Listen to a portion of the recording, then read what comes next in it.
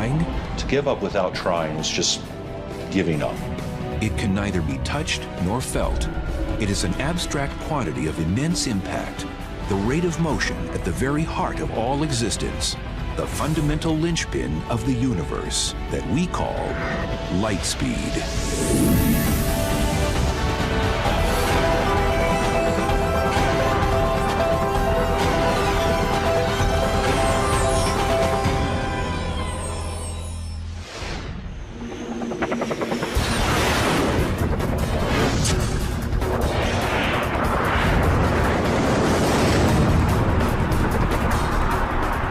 Planet Earth, where speed is in demand, the fastest people, vehicles, and technologies seem to crawl in a cosmos where light speed is king. More than king, the speed of light is the cornerstone on which the universe is built. There's a famous saying in physics, which is that the speed of light is not just a good idea, it's the law. The speed of light is one of the most important speed limits in the entire universe.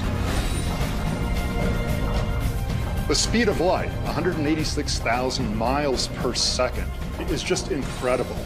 I mean, if light traveled in a circle around the Earth, it could circle the Earth 7 times in 1 second. That's an incredible speed. That incredible speed is the first thing we encounter when confronting the phenomenon of light. To say it is fast is a colossal understatement. It's amazing to me that when I talk on my cell phone, I can talk to somebody clear across the country, and I'm not really aware of any time lag. And that signal is going from my phone to a tower, up to a satellite, back down, and it seems instantaneous. So we really take for granted the speed of light could practically be infinite to us. Physics professor Clifford Johnson of USC is an avid bike rider. Circling a track, he considers trying to cover the same 186,000 miles that light does in 1 second. He'll find, however, that his work will be cut out for him. To travel the distance that light moves in just 1 second, it would take me 22 months on a bike moving at 12 miles an hour, cycling 24 hours a day. But the speed of light, in relation to the speed of life, makes our world work in just the way we've come to expect. One of the beneficial effects for humanity of having the speed of light be as fast as it is that what you see is what you get. Light speed makes everyday experience virtually instantaneous. When the light bulb goes on, you see it right away. Anything that happens around you registers immediately. And certain experiences make it crystal clear that light travels faster than anything else, including sound. One interesting consequence of the great speed with which light travels is that you see a flash of lightning essentially instantaneously, but you hear the thunder only later on. But light speed has its limits when stacked up to a place as large as the universe. We think that the speed of light is unimaginably fast on a human scale. However, in astronomical terms, it's actually kind of pokey. And so it's ironic that when the Apollo spacecraft blasted into space, traveling at what seemed an amazing 25,000 miles per hour, the speed of light proved frustratingly slow when it came time to talk to astronauts 236,000 miles away on the lunar surface. So when the astronauts were on the moon and people asked Neil Armstrong, "Hey, Neil, what's it like up there?" Several seconds went by between the question and Neil Armstrong's answer. Neil, this is Houston radio, check over. All right, you're Houston, loud and clear. Roger, loud and clear, Houston. Roger, bud. And those several seconds were not because he was thinking about the answer, but rather because it took 1.3 seconds for the signal traveling at the speed of light to reach Neil from mission control, and another 1.3 seconds for his reply using radio waves to come back. And that's 2.6 seconds without even thinking. Okay. The 1.3 seconds it takes light to travel from the Earth to the Moon is pocket change compared to other celestial bodies. Light from the Sun, for instance, takes more than 8 minutes to get to the Earth. And if the sun were to disappear right now, if the sun were to suddenly vanish, it would take 8 minutes before we would even feel the shock wave and see the effects of a disappearing sun. The limits of light speed also make communicating with Earth's far-flung spacecraft a special challenge. It takes up to 44 minutes for signals to travel back and forth to the probes exploring Mars. More than 3 hours to Cassini at Saturn. And over 29 hours to Voyager 1, the most distant of all, now heading out of the solar system. Still, these distances are trivial on a cosmic scale. We can almost understand the 10 billion miles separating Earth from Voyager. But what's next? The nearest star is a red dwarf named Proxima Centauri, nearly 25 trillion miles away. That's 25 followed by 12 zeros. I am often asked a question, how can you as an astronomer really comprehend these vast distances, these huge numbers? And the answer is, I can't. The human brain really doesn't wrap itself around numbers that big. Occasionally, I actually write out how many zeros there are in kilometers from here to a galaxy, just to see how huge that number is. But in reality, of course, as astronomers, we would be spending all day writing zeros unless we came up with a better unit to use. And that's what a light year is. A light year is approximately 6 trillion miles. It's the distance that light travels in 1 year. Using light years to describe distances opens up another dimension of light speed's character. Think of it. Sirius, the brightest star in the sky, is 8.6 light years away. That means we see it not as it is today, but as it was 8.6 years ago. We see the bright star Vega as it was 25 years ago, and the red supergiant Betelgeuse as it was 500 years ago. It's a wonderful gift of nature that because it takes time to travel, we're able to look back in time. The further out we look in distance, the further back in time we look. We would have no idea what our cosmic history was if the speed of light traveled instantaneously. Laura Danley is curator of the historic Griffith Observatory in Los Angeles. With light's ability to take us into the past, she's assembled a stack of photos that tell light speed's story of the universe in snapshots, looking back in time to its beginning, more than 13 billion years ago, to the present day. I'm putting together a scrapbook of the history of our family of galaxies, and it shows all the galaxies that we can see with our telescopes as far back as we can see with our telescopes. Each photo in this album, then, shows something in the universe with a look-back time equivalent to its distance in light years. The famous Crab Nebula, 6,500 years ago. The galactic core, center of the Milky Way, 26,000 years ago. And the Andromeda Galaxy, our next-door neighbor, 2.5 million years ago. But practically yesterday on a cosmic scale.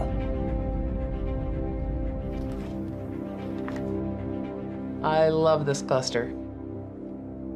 For almost 90% of the look-back time, the album is filled with common galaxies. Common, yes, but intriguingly diverse.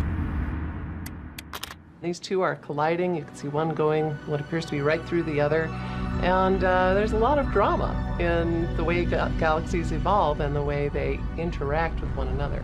So this one would be, it's only about 500 million light years away. As Danley places each shot in the album, a bigger picture begins to emerge. Adult galaxies have been the main characters, evolving in all their variety for the past 12 billion years. But the cosmos also has its childhood photos, showing galaxies when the universe was a mere toddler.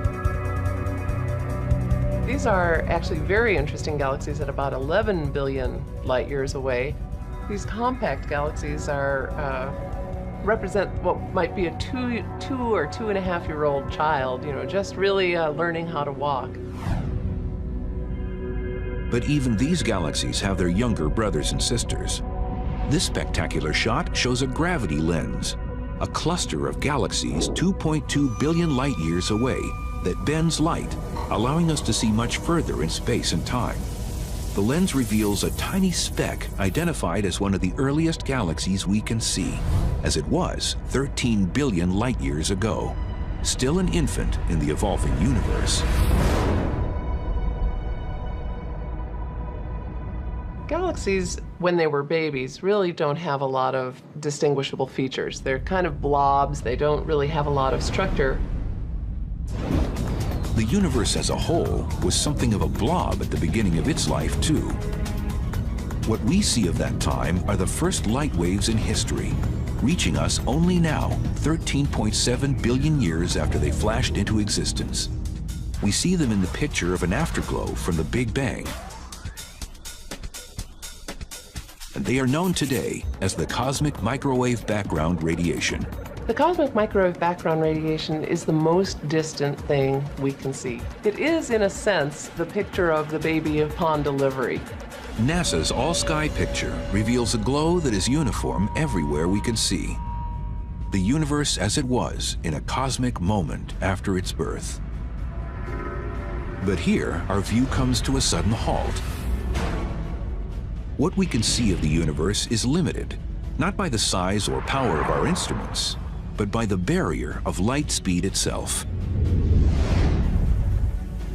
How can the fastest thing in the universe make us blind to the infinity of space?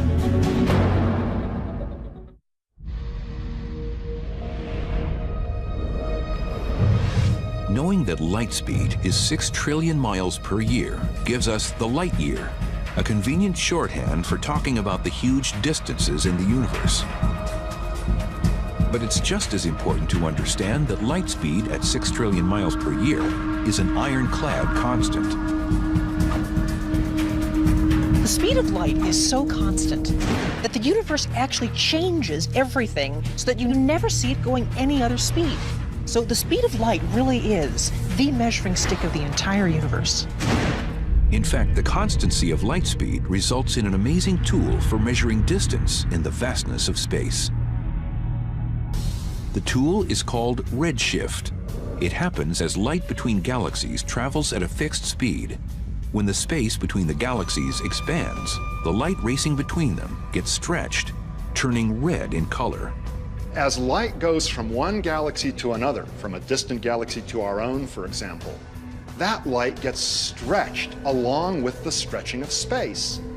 And that causes intrinsically short wavelength light, like blue light, to gradually become long wavelength or redder light. That fundamentally is the cause of the redshift that we see in the spectra of galaxies. How does the redshift turn into a way to measure distance? It's all because of an astonishing discovery made in 1926 at the Mount Wilson Observatory outside Los Angeles. Being up here on Mount Wilson is always a thrill for me because it was actually right here at this location that our view of the universe entirely changed. It was here that Edwin Hubble found out the universe is expanding. And that was an amazing thing. He wasn't expecting it. Nobody thought that was the case. And it changed everything. Seeing red shifts everywhere, Hubble found that all of the universe's galaxies were moving away from each other, which we now know is caused by the expansion of space itself. As seen from the Earth, a galaxy doesn't look like it's moving away, but we know that it is because its light is redshifted. A galaxy moving away at low speed has a slight redshift. A galaxy moving faster has a larger redshift. But Hubble found that those faster-moving galaxies are also farther away. That meant the greater the redshift, the more distant the galaxy. By seeing how fast space is expanding and working the math backwards, cosmologists have been able to estimate the age of the universe. Combine that with light speed, and you have a major brain twister. The universe is such a huge place that the light travel time really becomes important to us. We believe the universe began about 13.5 billion years ago. That means the farthest in any direction we can look is 13.5 billion light years. There hasn't been enough time for light to travel more than that. It's called our light horizon, a sphere 13.5 billion light years in all directions, containing everything we can see. But that's where the brain twister comes in. Does space end there? We have no reason to believe that the distance we can see is the entire size of the universe. In fact, it might be much bigger than that. It's just that with light travel time, that's all we can see. That's our horizon. So consider this conundrum. Astronomers in a galaxy at one edge of our horizon can't possibly see any galaxies on the other edge of our horizon. But they can see galaxies 13.5 billion light years in the other direction. And so can astronomers at the edge of their horizon, and on, perhaps to infinity. As for astronomers on Earth, light speed has them trapped. If we ask what is happening beyond our light horizon, we have to face the fact that the speed of light really is a barrier. We've never seen anything beyond our light horizon. Can we take comfort in the fact that there is so much to see inside our horizon? This breathtaking shot is the Hubble Space Telescope's ultra-deep field. It's a massively detailed photo of an area of the sky 100 times smaller than the full moon, yet containing 10,000 galaxies, some whose light has been speeding toward us for 13 billion years. Beyond that is the cosmic background radiation from just 400,000 years after the Big Bang. In NASA's color-coded picture, the radiation's glow is pure green, representing a distribution of matter so uniform, its temperature varies no more than 1/50,000th of a degree. Nothing in human experience is even close to this kind of uniformity. In fact, astronomers believe the universe should really be very different. By rights, the universe should be lumpy. If you look in this direction and you look in that direction, you should see two entirely different concentrations of matter, different temperatures, but it's extremely uniform. Therefore, we have a puzzle. The puzzle has its roots at the universe's birth in the Big Bang. If everything flew apart from the beginning, why shouldn't it be uniform? No kind of explosion that we know about leads to that kind of uniformity. If you imagine an ordinary explosion, an atomic bomb, a piece of TNT, it's not really uniform at all. There's a piece of shrapnel going off there, a piece of paper going off there, an extra piece of iron going off there. It's really very non-uniform. So scientists believe the cosmic background radiation just shouldn't be as smooth a green as it is. We can find out why in an ordinary paint store. Let's consider a universe that consists of different color cans of paint. In our hypothetical paint universe, we have a can of yellow paint and a can of blue paint. And at the instant of the Big Bang in this universe, two cans of paint start expanding apart from each other. In our hypothetical paint universe, one side of it would look yellow, and the other side would look blue. But as we've learned, the cosmos looks green, whether it's the paint universe or the real thing. The two colors of paint represent the different particles in the infant universe. To end up a uniform green, like the cosmic background radiation, they had to be touching. But when scientists first calculated the speed of the Big Bang, they concluded that it blew everything apart faster than the speed of light, meaning blue and yellow were too far apart, even at the instant of creation, for any mixing to take place. Seeing a universe that's so uniformly green would be very strange. It would be like taking our can of yellow paint, pouring it out, and having it be green, then taking the can of blue paint, pouring it out, and having it be green as well. It's impossible.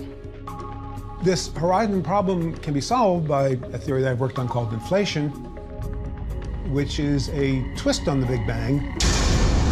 Inflation is now the widely accepted variation that makes the Big Bang work without the limit imposed by the speed of light. Another way this could have happened is that our paint universe might have expanded only this far. The two cans of paint have enough time to mix and become uniformly green before the universe undergoes a sudden period of expansion that occurs faster than the speed of light. This would spread green paint all over the universe. If this theory is right, the period of inflation is really the Big Bang that we observe. The other bang that happened before that becomes really a little bang. It's just a precursor to the real Big Bang. Even today, the universe is expanding at high velocity. Galaxies speeding away from each other so fast that they seem to violate light speed as the ultimate speed limit. The faster-than-light expansion of space sets yet another limit on what we can see from Earth, where the galaxies of the universe continue to rush away from us. The galaxies that are relatively near to us, those that you can see easily, are moving away pretty fast. And indeed, the more distant ones are moving away faster. But the ones that are really far away, in fact, are moving away faster than the speed of light. And then there are the galaxies that you will never see because they started out so far away that the light from them will never reach you because the space is expanding faster than the speed of light. Space itself, then, is the exception to the rule. It can expand faster than the speed of light. But everything inside it remains bound by Albert Einstein and his theory of relativity. Albert Einstein is the cop on the block. You cannot break the light barrier. We physicists can accelerate particles to 99.9999% the speed of light, but we have never, ever broken the speed limit. But we don't need to break the limit to experience the strange province of light speed. If the universe bends and stretches around the speed of light, what happens when we hit the accelerator and start to get close?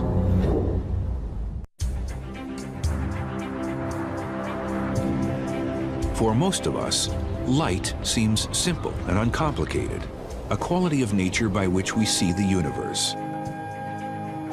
Under the scrutiny of science, however, it becomes strange and bizarre. Light is such a common thing in our everyday experience, and yet we have very little understanding of it, really. It's very weird. The speed of light is something that the entire universe bends around to accommodate. We can begin to understand why the universe bends itself around light speed by joining physicist Clifford Johnson at a bicycle track, where a tennis ball will compete against a beam of light. If I throw an ordinary object like a tennis ball, I can throw it at a given speed, and it'll go a certain distance. This is the path of the tennis ball as Johnson throws it while he's standing still. It lands roughly halfway down the track. Next, he'll throw the ball again, but this time from a moving bike, with different results.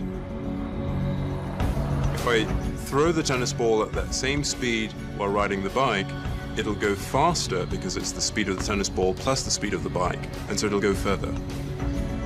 Compare the two tosses, and the difference is clear. The ball goes faster and farther when thrown from the moving bike. It makes perfect sense. But now we put light to the same test, using the bike's headlight instead of a tennis ball. If I'm standing stationary and I switch on the headlight of the bike, that beam of light that comes out of the headlight comes out at the speed of light, no other speed but the speed of light. Suppose the beam was slow enough for us to actually see its motion down the track. We mark its position just a brief moment later. Next, Johnson switches on the headlight at riding speed, and the unexpected happens. In that same moment of time, the light travels exactly the same distance as before. Unlike for the tennis ball, you don't add the speed of the bike to the speed of the light. The speed of light remains the speed of light. The two light beams travel the same distance because light speed is constant and independent of the source's motion. It may fly against intuition, but it is a fact of nature. Every beam of light in the universe travels at the same speed in empty space, no matter how fast the star or comet or galaxy that emits it is moving. After scientists discovered this fact at the end of the 19th century, Albert Einstein did the math for the rest of us. and developed his special theory of relativity, with constant light speed as its center. Understanding the speed of light gave us a window into understanding the nature of space and time as we understand it now. We do not live in a rigid world where meter sticks and a clock ticking at irregular intervals. We live in a flexible, stretchy, Einstein's world, relativistic world of space and time. In common experience, the universe doesn't seem very stretchy to us because compared to light speed, we are moving very slowly.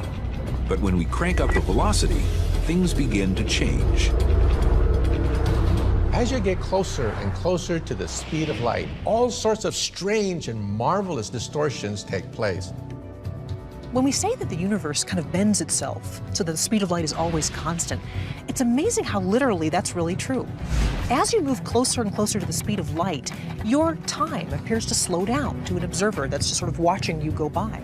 That's amazing. When Clifford Johnson bikes around the track, he needs to be going about 56 million times faster than his current 12 miles per hour to get close to light speed. But suppose he could. Imagine I were riding my bike close to the speed of light. Never mind whether that's possible or not. Just imagine that this was happening. My clock's running slow compared to the cameraman on the ground who's filming me. If I do that for a while, I'm going to age much more slowly than the cameraman who's on the ground.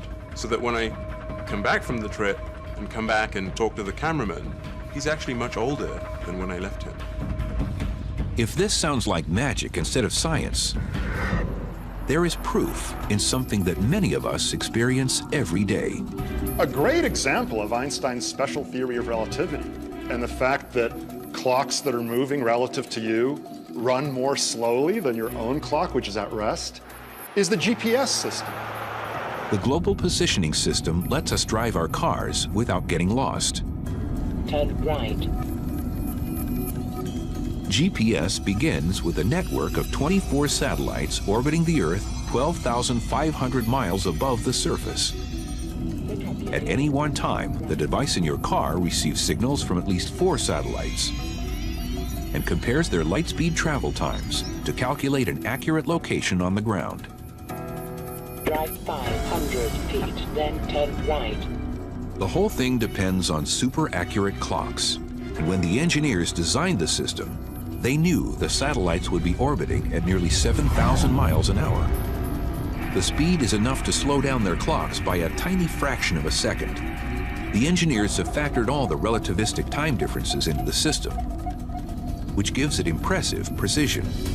If the clocks in the satellites are running at a different rate than the clocks down here on Earth, and you don't take that into account, you will get the wrong answer for where your car is.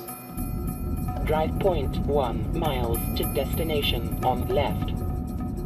The distortion of time is only one of the strange results of traveling close to the speed of light. On the bike track, Clifford Johnson continues to push the envelope as space begins doing odd things to him and his bicycle. Imagine I'm on my bike again, going close to the speed of light. An observer looking at me would actually see, for example, that the length of my bike in the direction of motion I'm moving is getting shrunk. Actually, the bike is getting shorter. The effect is called length contraction, and together with time dilation, it is seen by a stationary observer while looking at someone traveling close to light speed. But Professor Johnson does get his own chance to witness light speed's weird effects. As his velocity closes in on light speed, his view of the world changes drastically. What I'm seeing as I move close to the speed of light, straight ahead, is that the shapes in front of me are getting quite distorted as compared to everyday life. Everything is being twisted into a sort of tunnel shape, and the colors are getting distorted in various ways. The color changes come from the Doppler effect, and the shape distortions from a phenomenon known as aberration. The distortion is somewhat similar to what you would see if you were driving through a rainstorm. If you were stationary, you would just see the rain coming straight down if you looked out of the side of the window. Whereas if you were moving through the storm, you would see that the rain appears to be slanting towards you as a result of your motion.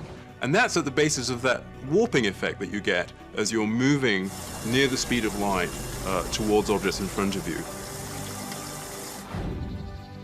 In reality, we don't have to travel near the speed of light to experience the distortions caused by motion through time and space. They are with us every minute of the day. All of the distortions that happen as a result of a finite speed of light still happen on an everyday basis, even in our everyday life, but the effects are so tiny that we can't perceive them. Still, light speed has its other quirks in the slow-moving world, quirks we perceive very well. The speed of light may be a constant, but only in the vacuum of space. When light moves through things like glass or fluids, it slows down appreciably. If it didn't, things like telescopes and human vision would be impossible. But what would happen if light slowed down much more? If the speed of light were zero?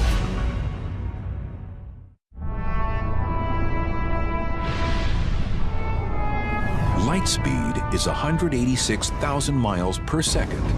It is a universal constant, but a constant with a catch. It travels at that speed only in a vacuum. Light changes its speed when it travels through different media. It travels more slowly through water. That's why you see refraction and bending and rippling of light when you're underwater.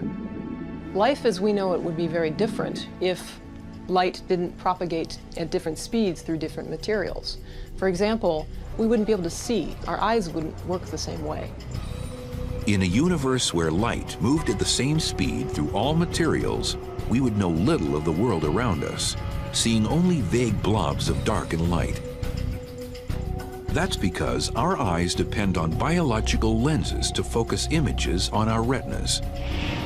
Just like lenses made of glass, they work because light slows down as it passes through them.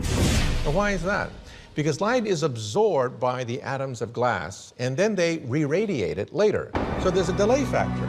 Light hits an atom, the atom vibrates, and then sends a light package off. So there's a delay factor. The delay factor also causes light to bend when it hits glass shaped into a lens. Bent in just the right way, light can be focused, collected, and magnified. For astronomers studying the universe, nothing could be more important. Thank goodness light slows down when it goes through glass, because that's the reason why we have telescopes. The reason why we have telescopes is because light bends going through glass, and we can concentrate large amounts of light to a single point, and then that gives us the ability to see the marvels in the universe itself.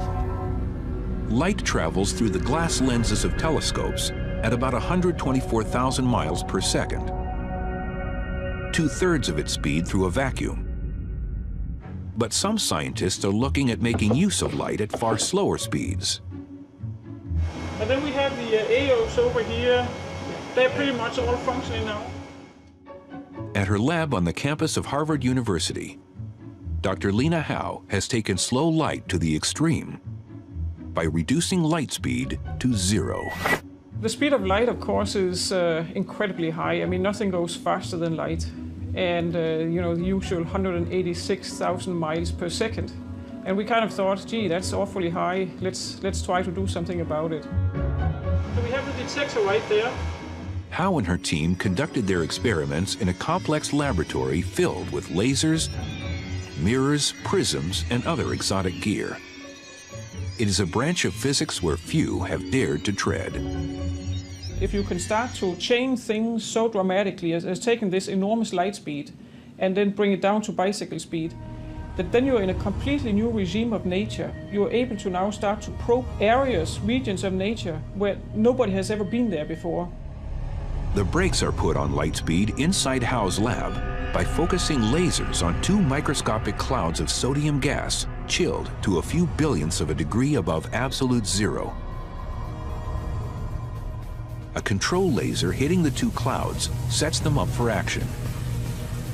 Then, a quick light pulse shoots into the first cloud, where it is squeezed into the gas and slowed to just a few miles per hour. The light pulse goes from being about 1 kilometer long in free space. It compresses like a concertina as it enters the atom cloud and ends up being only 0.02 millimeter in size. That's less than half the thickness of a hair. So really small, and it's so small that the light pulse actually ends up fitting totally inside the atom cloud. Howe says the atomic imprint of light in the sodium cloud is a perfect copy, embedded in atoms, of the original light pulse. It can then be stopped in free space between the two clouds before moving on. When it enters the second cloud, another shot of the control laser expands it to its original size, shape, and speed of 186,000 miles per second. It is comparable in some ways to a science fiction transporter that sends people or objects through space.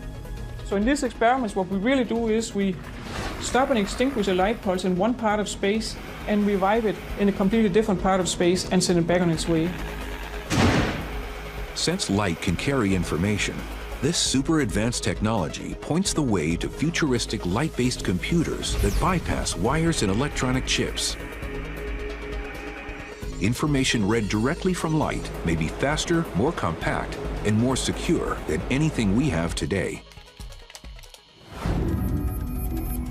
But the greatest vision of scientists and dreamers is to be found at the other end of the light speed spectrum. We still face the speed of light as an impenetrable wall, a speed that Dr. Einstein told us could never be exceeded. Yet history is packed with impossibles that have become realities. Will we ever, for instance, be able to reach the stars in ships that go faster than the speed of light? If so, when?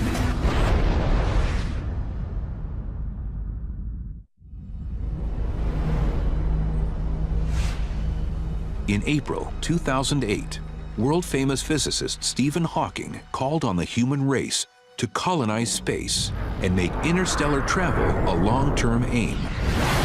Spreading out into space will completely change the future of the human race, but maybe determine whether we have any future at all.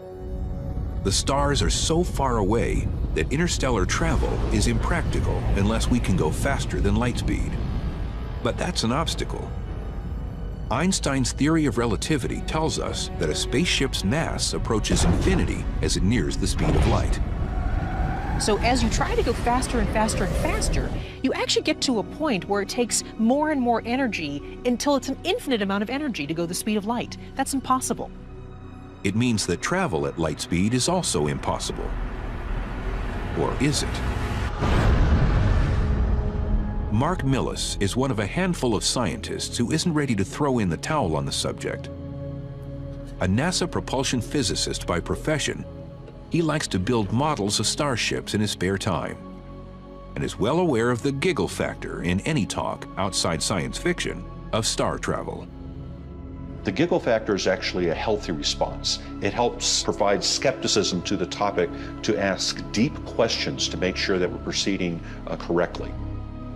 Once head of NASA's mothballed Breakthrough Propulsion Project, Millis is editor of a book that has collected the serious current research on the subject.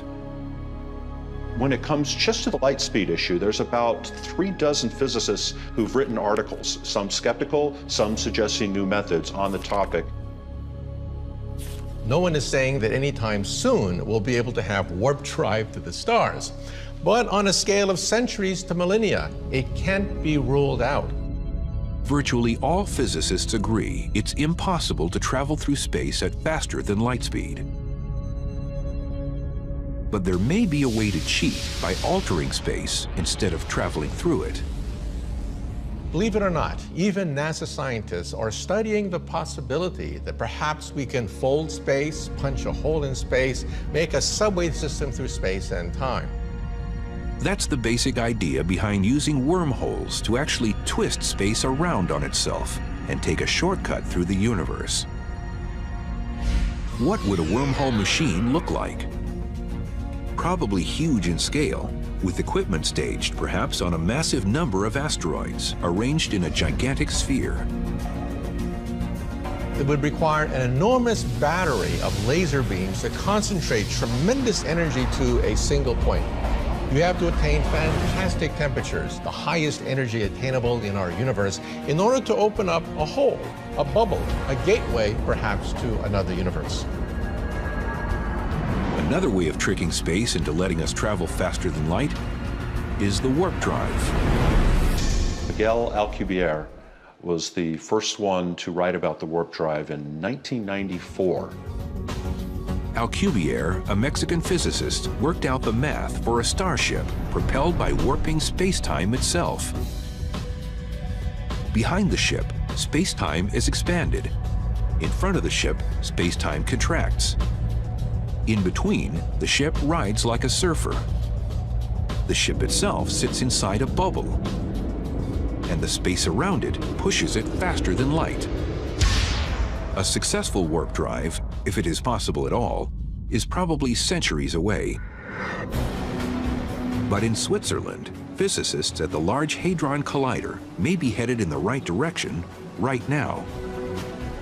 Now, the Large Hadron Collider is an atom smasher. It's a particle collider. But it's going to get to high enough energies that space and time will actually warp and bend. We're actually practicing how to bend space in the laboratory. It's the first baby step toward a warp drive. With the physics we now know, we won't travel faster than light speed in the foreseeable future. That doesn't mean we shouldn't try. Even though light speed travel might turn out to be impossible, to give up without trying is just giving up. Outside his work at NASA, Millis has founded the nonprofit Tau Zero Foundation to encourage serious research on star travel. Although few scientists are pursuing the idea actively, many agree it's worth at least the effort. Understanding our universe is one of the most basic needs human beings have as an intelligent species. So should we pursue technologies or physics that might allow us someday to travel faster than light? Absolutely.